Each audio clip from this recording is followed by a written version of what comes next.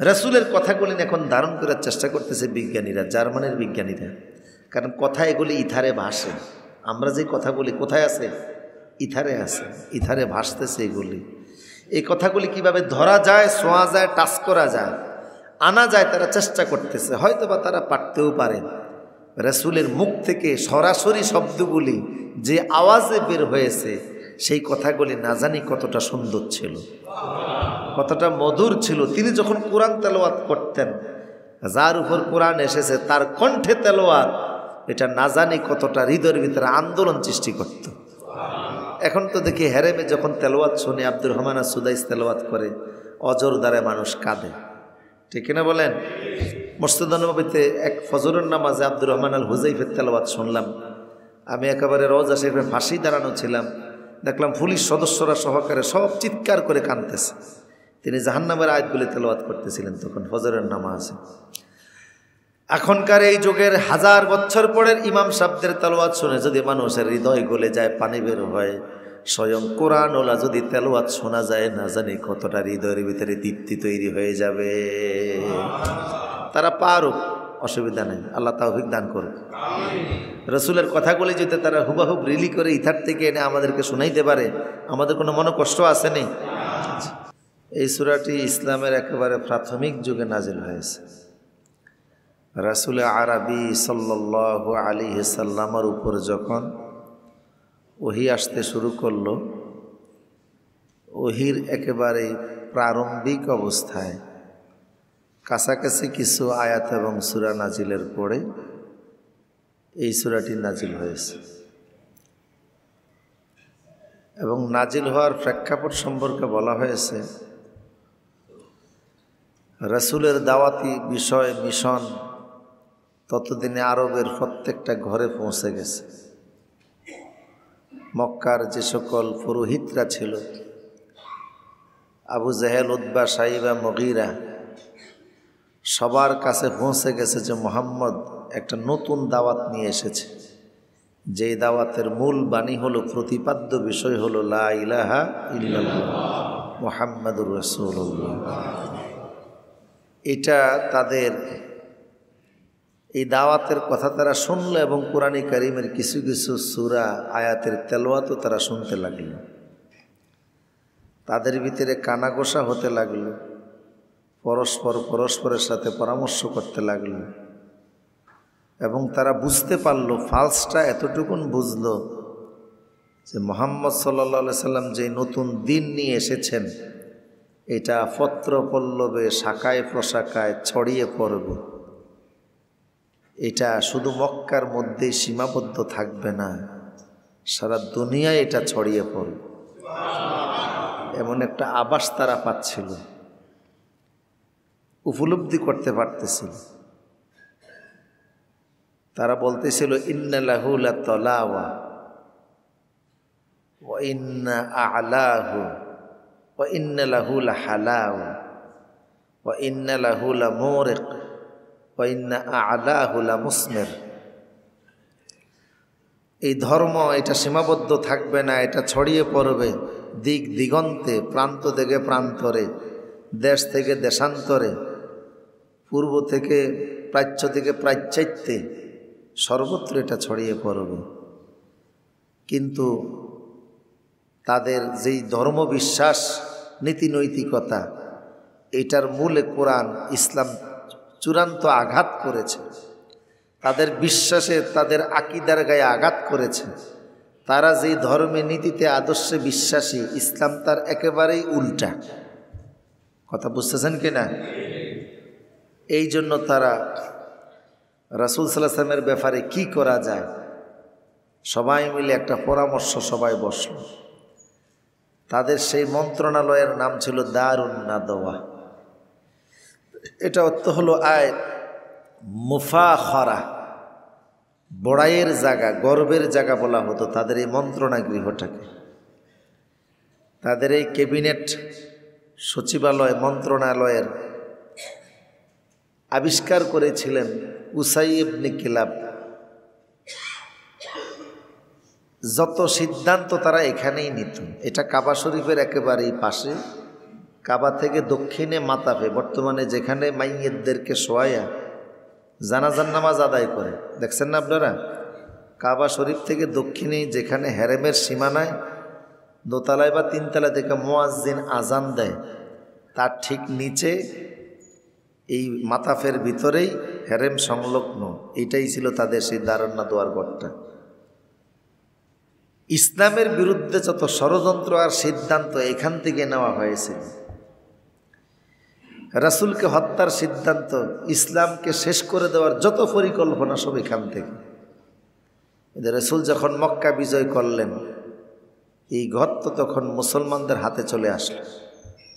এটার মালিক ছিল একজন লোক, আমির মুআবিয়া রাদিয়াল্লাহু তাআলা আনহু। 1 লক্ষ দিরহাম এটাকে কিনে নিলেন। পরবর্তীতে ইসলামের মক্কার ব্যাপারে ইসলামের যত সিদ্ধান্ত সব এখান থেকে নেওয়া হতো। কিছুদিন আগেও ছিল এটা কাফেরদের সিদ্ধান্তের জায়গা, পরিকল্পনার জায়গা, আর এখন হয়ে গেছে ইসলামের জায়গা। এখান থেকে যত সিদ্ধান্ত নেওয়া হতো। এবং আব্বাসিয়া যত রাষ্ট্রপ্রধানগণ, উমাইয়া যত রাষ্ট্রপ্রধানগণ সবাই এখানেই এসে মক্কায় হজ করতে আসলে, উমরা করতে আসলে এখানেই থাকত। পরবর্তীতে অটোম্যান সাম্রাজ্যের অধিপতি সুলতান সেলিম এই জায়গাটাকে কাবার মাতাফের অন্তর্ভুক্ত হিসাবে গড়ে তোলেন। এই দারুন নাদোয়ার ভিতরে তারা বসল, মক্কার নেতারা সিদ্ধান্ত গ্রহণ করলো যে মুহাম্মদের বেলায় কি করা যায়। কদ ইস্তামা কুরাইশুন ফি দারিন নাদাওয়া, কুরাইশরা সব এখানে একত্রিত হলো যে রাসূলের ব্যাপারে কি সিদ্ধান্ত নেওয়া যায়। এই ইসলাম, এই দিন, এই ধর্ম, এই কোরআন, এই মুহাম্মদকে ঠেকাতেই হবে। তখন তারা প্রাথমিকভাবে লোকেরা বলল, সাম্মু হাজার রাজুল ইসমান ইয়াসুদ্দুন নাসা আনহু ফাকালু কাহিনুন। বলল, এই লোকে যে জাদুময় কথা বলে, কোরআনের বাণীর মাধ্যমে যেভাবে মানুষের দিলকে নরম করে, ধর্মান্তরিত করে, কনভার্ট করে, তাকে আমরা গণক বলতে পারি। তার কথাগুলি গণকের কথার মতো। নাউযুবিল্লাহ বলবেন না? ক্বালু লাইসা বিকাহিন। অন্যান্য লোকেরা বলল যে না, গণকের কথা তো আমরা জানি, বিড়বিড় করে কথা বলে। মুহাম্মদ যেটা বলে এটা গণকের কথার মতো না। এই কোরআনকে গণকের কথার সাথে তুলনা দেওয়া যায় না। ক্বালু মাজনুন। কিছু লোকেরা বলল তাহলে আমরা তাকে পাগল বলি। ক্বালু লাইসা বিমাজনুন। অন্য লোকেরা এই কথার প্রতিবাদ করে বলল যে না, তারে পাগলও বলা যায় না, কারণ পাগলের আউলা কেশ, পাগল বেশ, এলোমেলো চুল, দাঁতে ময়লা, কাপড়ে ময়লা, কথাবার্তা অসংলগ্ন, অগুছানো কথাবার্তা বলে। মুহাম্মদ যা বলে প্রত্যেকটা কথা বিজ্ঞানসম্মত এবং পাণ্ডিত্যপূর্ণ, প্রাঞ্জলতাপূর্ণ, অত্যন্ত চমৎকার কথা। তার প্রত্যেকটা কথার ভিতরে ভাব গম্ভীর্যতা, গভীরতা আছে। জামিউল কালাম, তিনি যেই কথাগুলি বলেন প্রত্যেকটা কথার এত ওজন, একটা কথার মধ্যে আজ পর্যন্ত ভুল প্রমাণ করা যায় না। একটা কথাকে ওনার ভুল প্রমাণ করা যায় না। ভুল প্রমাণ করতে গিয়ে সুইজারল্যান্ডের বিজ্ঞানীরা কালেমা পড়ে মুসলমান হয়েছে। ভুল প্রমাণ করতে গিয়ে কানাডার বিজ্ঞানীরা কালেমা পড়ে মুসলমান হয়েছে। রাসূলের একটা হাদিস আছে, ইন্না জাবালে উহুদ ইউহিব্বুনা ওয়া নুহিব্বুহু। উহুদ পাহাড় আমাকে ভালোবাসে, আমিও উহুদ পাহাড়টাকে ভালোবাসি। রাসূল যখন কোথার থেকে সফর করে আসতেন, উহুদ পাহাড় দেখলেই বলতেন, আ ইবুনা তা ইবুনা হামিদুনা লিরাব্বিনা সাজিদুন। উহুদ পাহাড়টার কাছে আসলে বলতেন, পাহাড়টা আমাকে ভালোবাসে, আমি রাসূল এটাকে ভালোবাসি। কানাডার বিজ্ঞানীরা দেখলো যে পাহাড়ের পাথর কিভাবে ওনাকে ভালোবাসে। উহুদ পাহাড়ে তারা উঠে দেখে পাহাড়ের মাঝখানে সৃষ্টিগতভাবে, সৃষ্টি শুরু থেকে মিম হা মিম দাল 4টা অক্ষর দ্বারা মুহাম্মদ লিখিত অবস্থায় আছে, খোদাই করা অবস্থায় আছে। রাসূলের কথাকে মিথ্যা প্রমাণ করা যায় নাই। তিনি ভুল কথা বলেন না, কারণ তিনি যেটা বলেন কার পক্ষ থেকে? ওমা ইয়ানতিকু আনিল হাওয়া ইন হুয়া ইল্লা ওয়াহিয়ুন ইউহা। মুহাম্মদ সাল্লাল্লাহু আলাইহি ওয়াসাল্লাম নিজের থেকে কোনো বানিয়ে কথা বলেন না। তিনি যেটা বলেন সেটা হলো ওহী। আল্লাহর পক্ষ থেকে যেই কথাটা তার অন্তরে ঢেলে দেওয়া হয় সেই কথাটাই তিনি বলেন। আল্লাহ বলছেন ওয়ালাউ তাকাওয়ালা আলাইনা বা'দাল আকাওয়িল, তিনি কোনো কথা নিজের থেকে বানিয়ে বলেন না। যদি বলতেন আমি আল্লাহ তারে চেপে ধরতাম, তার ডান হাত চেপে ধরতাম আর তার কণ্ঠ নালিকে আমি আল্লাহ কেটে ফেলে দিতাম। তার মানে হলো কোরআনে মুহাম্মদের বানানো কোনো কথা নাই। আমার প্রিয় সুধী, 4000 বছর আগের একটা সম্প্রদায়ের লোক মদিনায় এসে রাসূলের হাতে কালেমা পড়ে মুসলমান হয়ে গেছে। তারা বলল, হে নবী, কোরআনে আমাদের নামে একটা বদনাম আছে। আমাদের পূর্বপুরুষদের কাছে মুসা নবী আর খিজির আলাইহিস সালাম গিয়েছিলেন, দুজনেই ক্ষুধার্ত ছিলেন। নবী মুসাও ক্ষুধার্ত, খিজির আলাইহিস সালামও ক্ষুধার্ত। আমাদের গ্রামে প্রবেশ করে ওনারা কিছু নাস্তা খাবার চেয়েছিলেন। গ্রামের মানুষ এতটা কৃপণ ছিল, 2 জন নবীর 1 গ্লাস পানিও দেয় নাই। ফাআবা আইয়ুদাইয়িফুহুমা, গোটা সম্প্রদায়ের লোকেরা 2 জন মানুষের মেহমানদারি করতে অস্বীকার করেছে। সেই বদনাম সূরা কাহাফের ভিতরে কোরআনে আপনার উপরে আছে। আমরা যেহেতু এলাকার সব মানুষ কালেমা পড়ে মুসলমান হয়ে গেলাম, বদনামটা থেকে আমাদেরকে একটু বাঁচান, কারণ কিয়ামত পর্যন্ত কোরআন থাকবে, আমাদের বদনাম ত্রুটিগুলিও। আমরা গ্রামবাসী যেহেতু মুসলমান হয়ে গেলাম, এখানে কোরআনে আছে ফাআবা আইয়ুদাইয়িফুহুমা, গ্রামবাসী 2 জন লোকের মেহমানদারি করতে অস্বীকার করেছে। আপনি এক কাজ করুন, কোরআনের বাটারে তা বানিয়ে দেন। কি বানান? কোরআনের অক্ষর বারে বা মানে অস্বীকার করলো আবা, আর তা মানে আতা, মেহমানদারি করছে। তখন এটা নেগেটিভের জায়গায় পজিটিভ হয়ে যাবে। আগের অর্থ মেহমানদারি করে নাই, এখন অর্থ হবে মেহমানদারি করেছে। আল্লাহ রাসূল বললেন, দেখো এই কোরআনের একটা নক্তার পরিবর্তনের জন্য তোমরা বলেছো ইসলাম কবুল করেছো, সেই কারণে তোমাদের এটা আবদার। আল্লাহ বলছে ইয়ামুন্নুনা আলাইকা আন আসলামু কুল লা তামুন্নু আলাইয়া ইসলামাকুম বালিল্লাহু ইয়ামুন্নু আলাইকুম আন হাদাকুম লিল ঈমান। লোকেরা মনে করে ইসলাম কবুল করে রসুলের উপকার করছে, আল্লাহর উপকার করছে। আসলে তাদের ইমানের বিনিময়ে আল্লাহ রসুলের কোনো উপকার নাই, তাদেরই উপকার। যারা ইমান আনে বিনিময় তারা জাহান্নাম থেকে বাঁচে। কথা বলেন ঠিক কিনা? এটা তোমাদের উপকার, আল্লাহ রসুলের কোনো উপকার। তোমরা ইসলামের প্রতি অনুগ্রহ করো নাই, ইসলাম তোমাদের প্রতি দয়া করছে, তোমরা ইসলাম পাইছো। কাজেই তোমরা এখন নক্তার পরিবর্তন চাও, বার জায়গায় যেন তা বানিয়ে দেই। দেখো আল্লাহর কোরআনের একটা নক্তার পরিবর্তন করারও আমার কোনো অধিকার নাই। সুবহানাল্লাহ বলবেন না? তাইলে কোরআন যেমন ছিল তেমনই আছে, তেমন থাকবে। ওরা বলল মুহাম্মদ পাগল, লোকেরা বলল না, পাগলের কথা আর মুহাম্মদের কথা একরকম না। উনি যে সুন্দর মানুষ, ওনার হাতের সাথে হাত লাগায় মুসাফা করলে জান্নাতি ঘ্রাণ পাওয়া যায়। ওনার চেহারার দিকে তাকিয়ে থাকলে সারাদিন তাকিয়ে থাকতে মন চায়। ইজা তাকাল্লামা রুইয়া নূর ইয়াখরুজু মিন বাইনা সানায়াহু, তিনি যখন কথা বলেন মুখের থেকে কথাগুলির সাথে মনে হয় যেন নূরের টুকরা বের হচ্ছে। রাসূলের কথাগুলি এখন ধারণ করার চেষ্টা করতেছে বিজ্ঞানীরা, জার্মানির বিজ্ঞানীরা। কারণ কথা এগুলি ইথারে ভাসে। আমরা যে কথা বলি কোথায় আছে? ইথারে আছে, ইথারে ভাসতেছে এগুলি।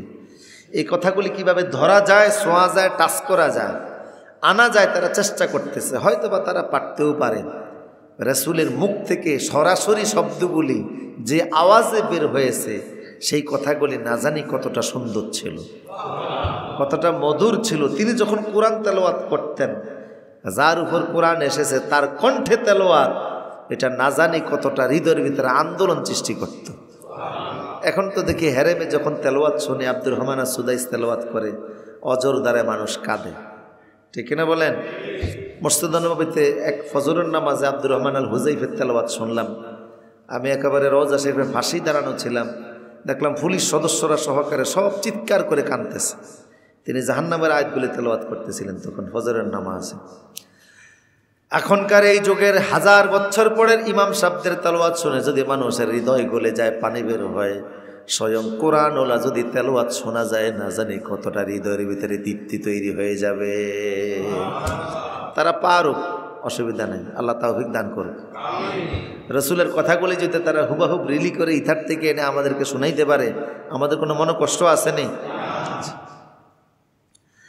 আমার প্রিয় সুধী, কেউ বলল গণক বলো, এটাও সিদ্ধান্তে সম্মেলনে টিকলো না। কেউ বলল পাগল বলো, এটাও সিদ্ধান্তে সম্মেলনে টিকলো না। কলু লাইসা বিসাহির কলু সাহিরুন। কিছু কিছু লোকেরা বলল যেহেতু পাগল বলাটাও সিদ্ধান্তে আসলো না, গণক বলাটাও আসলো না, তাইলে আমরা মুহাম্মদকে জাদুকর বলি, ওনার কথা জাদুর মতো। নাউজুবিল্লাহ বলবেন না। লোকেরা বলল না, জাদুকরের মতো নয়, কারণ জাদুকরও তো আমরা দেখেছি। এখন দেখবেন আফ্রিকাতে জাদুকর আছে না নাই? বাড়ি বাড়ি গ্রামে গ্রামে জাদুকর, ব্ল্যাক ম্যাজিক করে। এরা দেখবেন কাপড় দিয়ে, তারপরে ওই যে ধান ক্ষেতের নাড়া দিয়ে, নাড়া চিনেননি আপনারা? ধানের গাছ যেটাকে বলে, এই নাড়া দিয়ে তারা বাঁশের ভিতরে বেঁধে, এটার ভিতরে তারা কিছু মৃত প্রাণী নিয়ে দিয়ে ব্ল্যাক ম্যাজিক করে এটাকে নাচায়। ইউরোপ, আমেরিকা সহ পৃথিবীর বিভিন্ন দেশ থেকে লোকজন এটা দেখতে যায়, যে এখানে ভিতরে কোনো মানুষ নাই, জীবন্ত কিছু নাই, কিন্তু এটা এইভাবে করে ঘুরতেছে আর নাচতেছে। কোন শক্তির বলে? এটা ব্ল্যাক ম্যাজিক।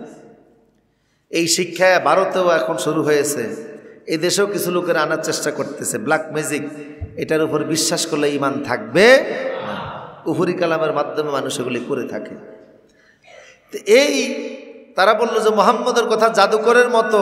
অন্যান্য লোকেরা বলল না, এটাও টিকবো না। মুহাম্মদকে জাদুকর বলল, মার্কেটে খাবে না, জনগণ নেবে না। কারণ তোমরা একটা কথা বললে জনগণ যদি না নেয়, এই কথার কোনো দাম থাকবে না। এক পর্যায়ে জনগণই তোমাদেরকে মিথ্যাবাদী বলে দেশ থেকে তাড়াবে। এমন কথা যদি বলো যে যুক্তির সাথে যায় না, তখন ফাবদিকি তোমাদেরকে সাইজ করে নেতাগিরি ছড়িয়ে দিব। তারা সবাই কেউ একমত হতে পারল না। মুহাম্মদকে কি বলা যায় এই প্রশ্নে কেউ একমত হতে পারল না। ফাতাফাররাকাল মুশরিকুনা আলা যালিক ফাবালাগা যালিকান নাবিয়্যা সাল্লাল্লাহু আলাইহি সাল্লামা। সিদ্ধান্ত, মুশরিকরা কোনো সিদ্ধান্ত নিতে পারল না। সিদ্ধান্তহীনতায় সেদিনের মতো মজলিস মুলতবি হয়ে গেল। সংসদের মিটিং তাদের শেষ হয়ে গেল, সবাই চলে গেল, কিন্তু সংবাদ আর তাদের সেই মন্ত্রণালয়ে থাকলো না। আল্লাহ নবীর কান পর্যন্ত চলে গেল। রসুল ব্যথিত হলেন, কষ্ট পাইলেন। আহারে, কয়দিন আগেও এই লোকগুলো আমার এত ভালোবাসত, এত মহাব্বত করত। আমি ছিলাম এদের চোখের মণি, আমি ছিলাম এদের নয়নের মণি, আমি ছিলাম এদের মাথার তাজ। অথচ সেই লোকগুলি আজকে তাদের সর্বোচ্চ মন্ত্রণালয়ে বসে আমার বিরুদ্ধে সিদ্ধান্ত নেয়। কেউ আমাকে গণক বলতে চায়, কেউ আমাকে কবি বলতে চায়, কেউ বা আমাকে পাগল বলতে চায়, কেউ বা আমাকে জাদুকর বলতে চায়। আল্লাহর নবী এহেন পরিস্থিতিতে একটা চাদর মোড়ো দিয়ে একটু শুয়ে পড়লেন। মনে বড় কষ্ট, মনে বড় ব্যথা, চোখে ঘুম নাই।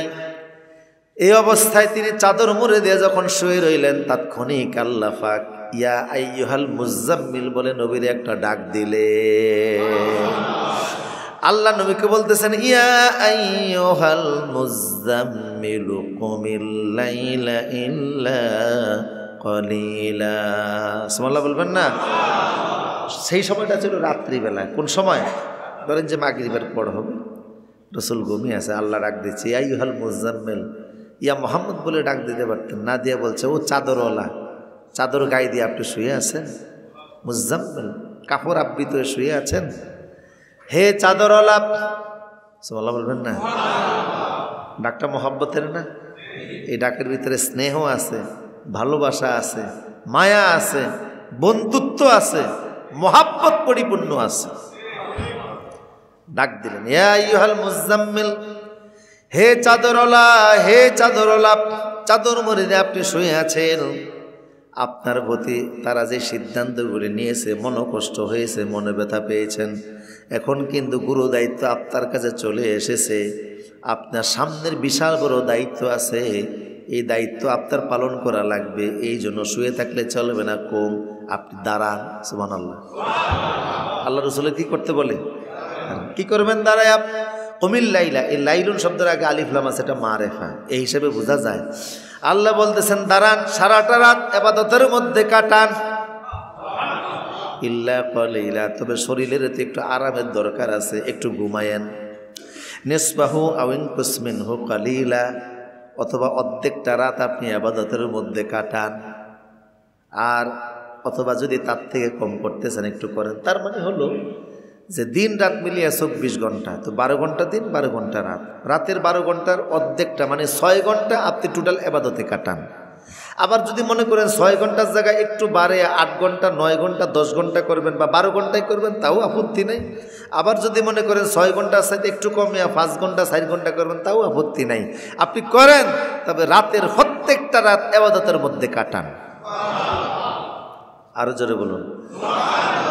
এবং এটা রাসূলের জন্য ওয়াজিব ছিল, তাহাজ্জুদের নামাজ রাসূলের জন্য ওয়াজিব ছিল, তিনি এটা করতেন। রসুলের এই দেখা দেখি সাহাবে কেরাম ওই আমলটা শুরু করলেন, সবাই মিলে রাত, সারাটা রাত। কোনো বর্ণনায় আসছে 1 বছর টোটাল পুরাটা রাত ইবাদতে কাটাইছেন। আচ্ছা, প্রত্যেক দিন যদি সন্ধ্যার পর থেকে ফজর পর্যন্ত এইভাবে করে দাঁড়িয়ে দাঁড়িয়ে ইবাদত করে, কতক্ষণ আপনি পারবেন? কতটুকু সম্ভব? সাহাবে কেরাম এটা শুরু করলেন। আইয়াতরুকার মুজতাজাম্মুলা ওয়া তাওয়াত্তা ফিল লাইলি, রাতের ভিতর থেকে ওনারা দাঁড়ানো শুরু করে দিলেন।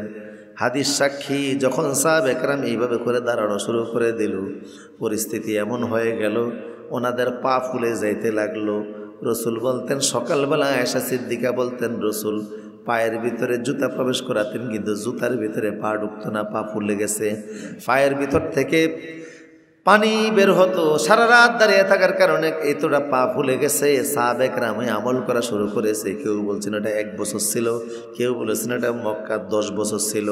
এমন কষ্ট যখন সাহাবে কেরাম করতে লাগলেন, আল্লাহ সাহাবীদের প্রশংসায় বললেন, শোনো, তাতাজাফা জুনুবুহুম আনিল মাদাজি, আমার একদল এমন প্রিয় বান্দা আছে বিছানার থেকে রাত্রিবেলা পিঠটাকে আলাদা করে নেয়। এদের প্রশংসা আল্লাহ করলেন। রাতে রাতে এরা বিছানা থেকে শরীরটাকে আলাদা করে নেয়। ইয়াদউনা রাব্বাহুম খাউফাও, আল্লাহর ভয়তে তারা আল্লাহকে ডাকতে থাকে। সুবহানাল্লাহ। এই অবস্থা যখন চলতে লাগলো, এই সূরার শেষ দিকের কিছু আয়াত নাজিল করে আল্লাহ তখন বলে দিলেন, ঠিক আছে, এখন তোমরা একটু যদি কম করতে চাও তাইলে অসুবিধা নেই, আমি আল্লাহ এখন তোমাদের জন্য ঐচ্ছিক বানিয়ে দিলাম। কিন্তু প্রাথমিক পর্যায়ে এটা লাজেম বলজেল ছিল, সেই জন্য রসুল এইভাবে করে ইবাদত বন্দেগী করতেন। আল্লাহ বলছেন, আউজিদ আলাইহি ওয়ারাতিলিল কুরআনা তারতিলা, নবী হে, সামনে বিশাল বড় দায়িত্ব আপনার কাছে। এই সমাজে, যেই সমাজে আপনি এসেছেন, সেই সমাজ গুণে ধরা সমাজ, ভঙ্গুর সমাজ, শিরকের সমাজ, মূর্খতার সমাজ, জুলুম নির্যাতনের সমাজ। এই সমাজকে এখন পরিবর্তন করে শান্তিময় করা লাগবে। এই জন্য বিশাল বড় দায়িত্ব দিয়ে আপনাকে পাঠিয়েছি। এখন ইসলামের এই প্রাথমিক যুগে আপনারে 7টা জিনিসের ট্রেনিং দেওয়া লাগবে। সুবহানাল্লাহ। এই 7 জিনিসের ট্রেনিং দেওয়ার মাধ্যমে আপনি পরিপূর্ণরূপে ইসলামকে জমিনে প্রতিষ্ঠিত করতে পারবেন। সুবহানাল্লাহ। কয় জিনিসের ট্রেনিং? 1 নাম্বার হলো রাত্রিবেলা যখন তাহাজ্জুদ পড়বেন, ওয়ারাতিলিল কুরআন তারতিলা, তখন রাত্রিবেলা দাঁড়িয়ে দাঁড়িয়ে তারতিল সহকারে আমার কোরআন তেলাওয়াত করেন। তারতিল সহকারে কোরআন পড়েন। তারতিল মানে হলো আস্তে আস্তে, ধীরে ধীরে, ধারাবাহিকভাবে সুন্দর করে আপনি কোরআন পড়েন। তাড়াহুড়া করবেন না কোরআন পড়তে গিয়ে, আস্তে আস্তে পড়ুন, আয়াত আয়াত পড়ুন, কারণ এর মাধ্যমে আল্লাহ বারাকা দেবেন। কিছু মানুষ আছে তাড়াতাড়ি কোরআন পড়ে, আছে না নাই? কথা বলেন, আছে না নাই? আস্তে আস্তে পড়া। রসুল কেমনে পড়তেন? হযরত উম্মে সালামা রাদিয়াল্লাহু তাআলা আনহাকে সুইলাত আন কিরাআতি রাসূলিল্লাহি সাল্লাল্লাহু আলাইহি সাল্লাম, রসুলের স্ত্রী উম্মে সালামাকে জিজ্ঞেস করা হলো, রসুল নামাজের ভিতরে তাহাজ্জুদে 5 ওয়াক্ত নামাজে কিভাবে কেরাত পড়তেন? ফাকালাত, তিনি বলতেন, কানা ইয়াক্তাউ কেরাতু আয়াতান আয়াতান, আল্লাহর নবী এক এক আয়াত করে কোরআন তেলাওয়াত করতেন। আলহামদুলিল্লাহি রাব্বিল আলামিন আর রহমানির রহিম মালিক ইয়াউমিদ্দিন, থেমে থেমে এক আয়াত করে পড়তেন। সুবহানাল্লাহ। আবার অন্য আনাস রাদিয়াল্লাহু তাআলা আনহু হাদিসে আসছে, সুইলান কিরাতিন নবী সাল্লাল্লাহু আলাইহি সাল্লাম, হযরত আনাসকে আল্লাহর নবীর নামাজের তেলাওয়াত সম্পর্কে জিজ্ঞেস করা হলো, তিনি বলতেন ফাকালা মাদ্দা সুম্মা কারা বিসমিল্লাহির রহমানির রহিম। টানিয়া টানিয়া রাসূল পড়তেন, লম্বা সময় নিয়ে পড়তেন। সুবহানাল্লাহ বলবেন না? আমাদের দেশে দেখা যায় তারাবির নামাজে মানুষ মনে করে তারাবি নামাজ মানে তাড়াতাড়ির নামাজ, যে যত তাড়াতাড়ি পড়তে পারে, কোন দিক দিয়ে রুকু দেয়, কোন দিক দিয়ে সেজদা দেয় আল্লাহ ভালো জানে, ঠিক কিনা বলেন? এক জায়গায় আমাদের এক এলাকায় এক ইমাম সাহেব তারাবির নামাজ পড়াতে গিয়ে 36 রাকাত পড়াইছে। তো লোকেরা বললো যে কিছু লোকেরা বলে 8 রাকাত, কেউ বলে 20 রাকাত, আপনি 36 রাকাত, এটা তো কোথায়ও নাই। 8 রাকাত নিয়ে কিছু শ্রেণীর মানুষ টানাটানি করে, কেউ 20 রাকাত বলে, আপনি 36 রাকাত বলে যে আমার শরীরটা ভালো না, আগামীকাল আসতে পারি কিনা জানি না, এই জন্য একটু আগে রেখে গেলাম। তারাবির নামাজ, তারাবিহ মানে হচ্ছে আস্তে আস্তে ধীরে ধীরে আরামের সাথে পড়া। আমার প্রিয় সুদীপ, রাসূলুল্লাহ বলেছেন যারা দুনিয়াতে ধীরস্থিরভাবে আস্তে আস্তে কোরআন পড়বে, কিয়ামতে আল্লাহ যখন জান্নাত দিবেন তাদেরকে আল্লাহ বলবেন ইকরা ওয়ারতাকি ওয়ারাতিল কামা কুনতা তুরাতিল ফিদ দুনিয়া ফাইন্না মানজিলাতাকা ইনদা আখিরাতিন তাকরাউহা। তুমি আমার জান্নাতের ভিতরে এক এক সিঁড়ি অতিক্রম করো, আর দুনিয়াতে তারতিল সহকারে এক আয়াত করে যেইভাবে পড়তা সেইভাবে পড়তে পড়তে উপরের দিকে উঠো। জান্নাতের যেই জায়গায় গেলে তোমার তেলাওয়াত শেষ হয়ে যাবে, জান্নাতের ওই বাড়িটা তোমার জন্য বরাদ্দ হয়ে যাবে। ধীরস্থিরভাবে পড়লে এই বাড়িটা পেয়ে যাবেন। আল্লাহ রসুলকে প্রথম নির্দেশ দিলেন এক আয়াত করে আস্তে আস্তে পড়ুন। ইবনে আব্বাস বললেন কেন আল্লাহ এই কথা বললেন? কারণ আস্তে আস্তে পড়লে কোরআনের মর্ম বোঝা যায়, অর্থটা অনুধাবন করা যায়, কি অর্থে কোন শব্দে কোন কারণে কি উদ্দেশ্যে আল্লাহ বলেছেন এইটা অনুধাবন করা যায়, বোঝা যায়। আর কোরআন শুধু ফাটের নাম নয়, বুঝে বুঝে কোরআন পড়া এটাই কোরআন তেলাওয়াতের হক। আস্তে আস্তে ধীরে ধীরে বুঝে বুঝে পড়েন, তাড়াতাড়ি পড়লে তো এটা বোঝা যায় না কি বলা হচ্ছে, ঠিক কিনা বলেন? এত তাড়াতাড়ি শেষে আলামুন তালামুন মুসলিমুন কাফিরুন ছাড়া কিছুই। আস্তে আস্তে পড়লে সব বোঝা যায়, এই জন্য আল্লাহ বললেন আস্তে আস্তে পড়ুন। ইন্না সানুলকি আলাইকা কাওলান সাকিলা। সুবহানাল্লাহ। আপনি যেটা আস্তে আস্তে পড়বেন এটা কিন্তু অত্যন্ত ভারী জিনিস। যে কিতাবটা আপনি এখন তেলাওয়াত করবেন, যে কিতাবের আইন বাস্তবায়ন করবেন, এই বাস্তবায়ন করা খুব ভারী জিনিস। এই সমাজের মানুষ দীর্ঘদিন যেটাই অভ্যস্ত, সেই অভ্যাস আপনি দূর করবেন, এটা কিন্তু খুব সহজ কথা না। কথা বলেন ঠিক কিনা? মানুষের অভ্যাস দূর করা। এক জায়গায় দেখলাম এক লোকেরা কবরের চারপাশে শালু কাপড় দিয়া মোমবাতি জ্বালিয়া এটা চারপাশে দিয়ে ঘুরে কাজ করে। বললাম যে এটা করেন কেন? কয় বাপ দাদাই করে গেছে, আমরাও ছাড়তে পারতেছি না। কথা বলে না, আমরাও ছাড়তে। তাবিজ দেওয়ার অভ্যাস আপনি ইচ্ছা করলে এটা ছুটাইতে পারবেন না, করে গেছে বাপ দাদারা, আমরাও করতেছি। যেটা মানুষের অভ্যাসের দৈনিক আদর্শে পরিণত হয়েছে, এইটা আপনি সহজেই দূর করতে পারবেন না। যে নীতিগতায় আদর্শে মানুষ বিশ্বাসী, আপনি চাইলেও দূর করতে পারবেন না, বড় কঠিন কাজ। এই সমাজের মানুষ শিরকে বিশ্বাসী, বহু দেবতায় বিশ্বাসী, বহু খোদায় বিশ্বাসী, পাথরের মূর্তিতে বিশ্বাসী। এখন এই বিশ্বাসী লোকদেরকে আদর্শ থেকে বিচ্ছুত করে নতুন বিশ্বাসে আপনি আনবেন, এটা সহজ কাজ না, কঠিন কাজ। কথা বলেন না কা? আরেকটা হলে কোরআনটা নিজেও একটা কঠিন জিনিস, ভারী জিনিস। সুবহানাল্লাহ।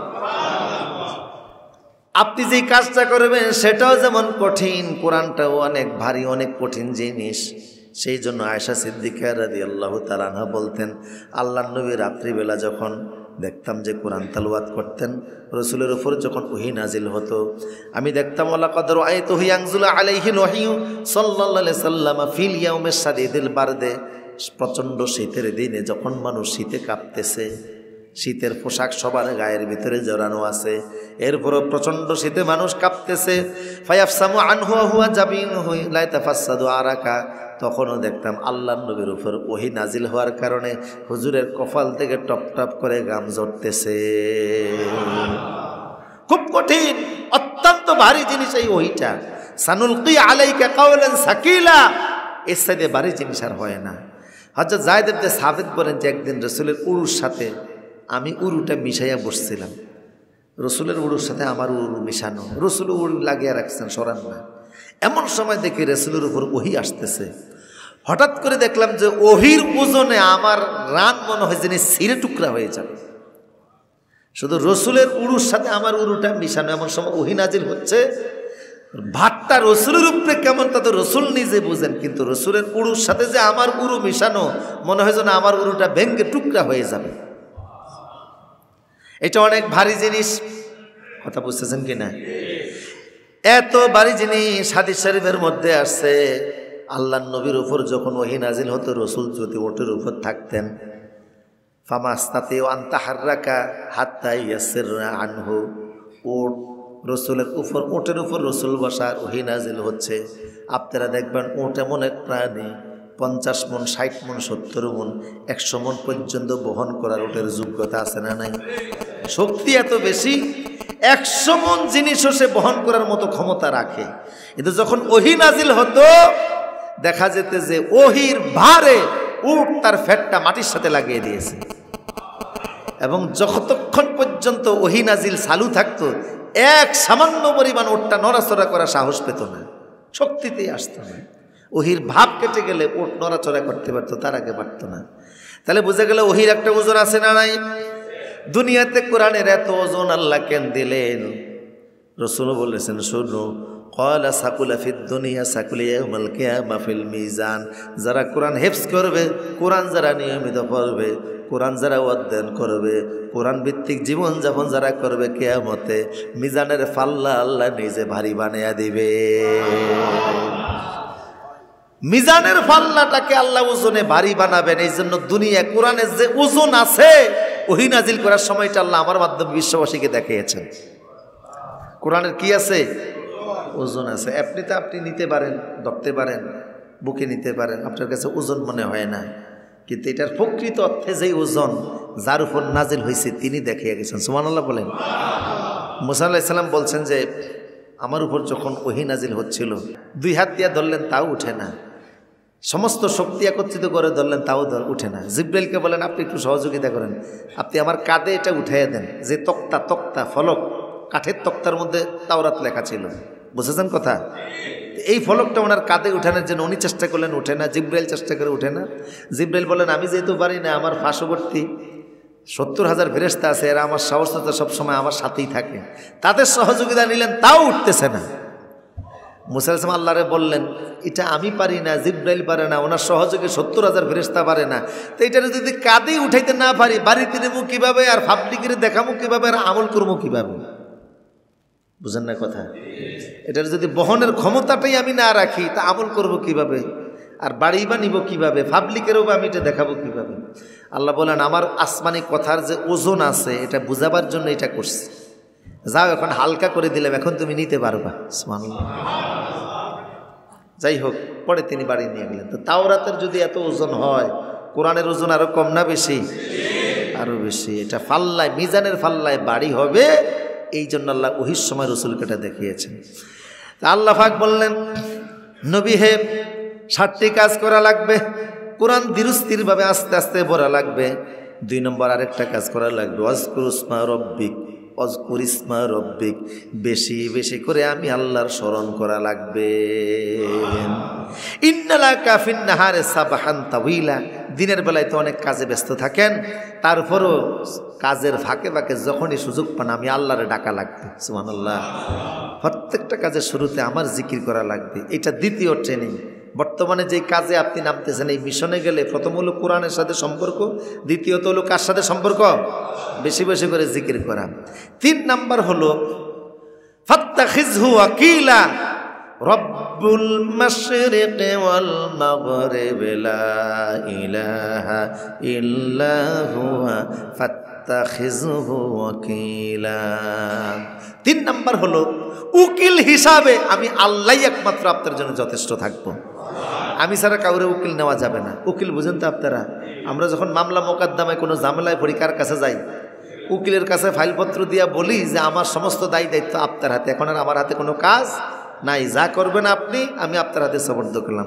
আল্লাহ বললেন, নবী হে, এখন যে এই সমস্ত কথাবার্তা এরা যা বলা শুরু করছে, দাওয়াতের মাত্র প্রাথমিক অবস্থা, এখনই পাগল বলে, গণেক বলে, জাদুকর বলে প্ল্যান প্রোগ্রাম করতেছে, সামনে আরও মাইর আসতে পারে, কথা বলে না, জেল জুলুমের বিষয় আসতে পারে, হত্যার সিদ্ধান্ত আসতে পারে।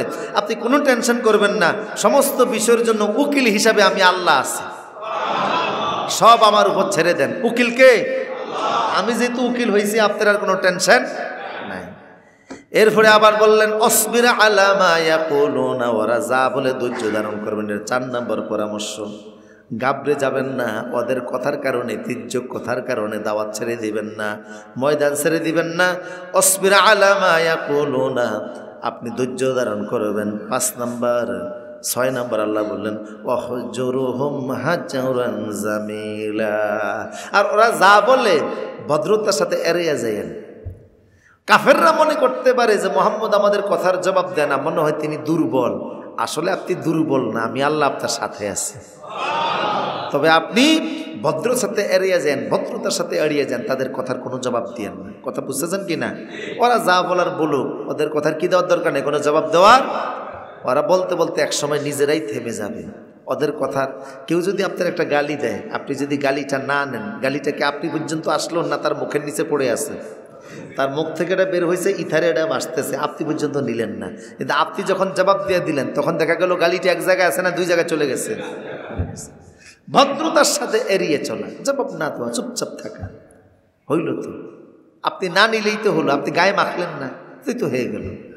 সংসারে স্ত্রীর সাথে কথা, সংসার জীবনে অনেক কথাবার্তা স্ত্রী বলে, একটু শোনেন না, ধৈর্য ধারণ করেন, দেখবেন এই ঘরটা শান্তিময় হয়ে গেছে। মহিলারা ঘরের ভিতরে যেই চক্কর দেয় প্রতিদিন, অন্তত 8-10 কিলোমিটার হাঁটে, কথা বলে না।